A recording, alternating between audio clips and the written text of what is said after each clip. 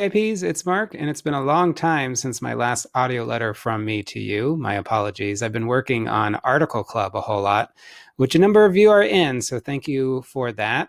I wanted to record a screencast today, specifically because VIP Robert a long time ago asked, where do you get all your articles? Like, what's the overall program and process for selecting your articles and reading them? And how do they get onto the highlighter anyway? So I wanted to show you really quickly. Here's the website, by the way. Many of you don't know about this website. It's at highlighter.cc. It's sort of like the home base.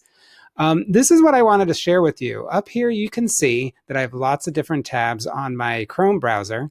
And what I do every week is I just keep on reading through tons and tons of different sources that I've sort of accumulated over the years.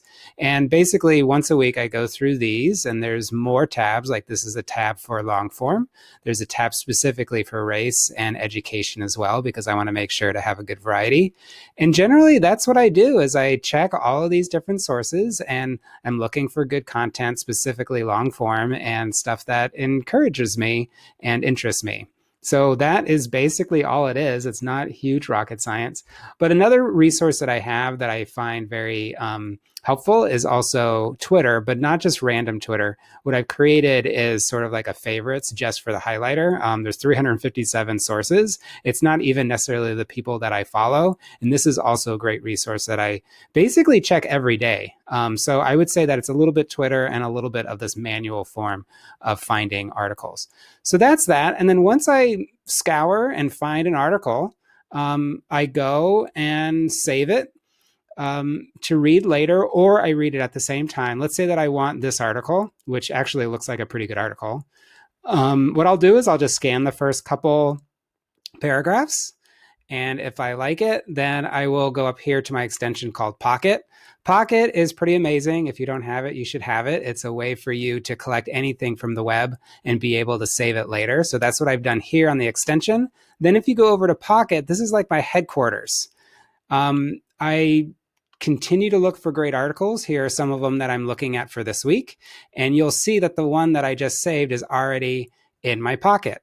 And then what I do is later on, when it's really time to come to like the 4 best articles of the week, I reread them. And I actually sometimes annotate them, which is a little advanced. I can talk about that in another video sometime.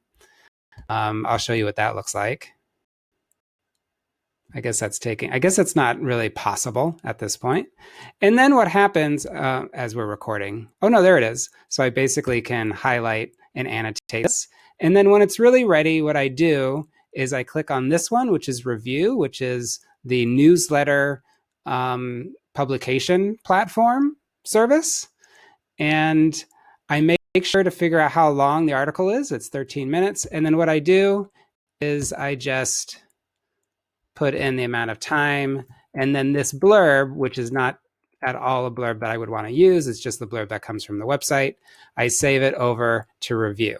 And then the final step, you'll see here over on review, if I refresh this, this is where it all happens. You'll see that sort of like the semifinalist is over here. If I do want to include it into this week's newsletter, you'll see that I already have some of my finalists. I'll just drag it over here, and then I'll switch it around, and then I will go ahead and type my blurb. So that's generally how it works.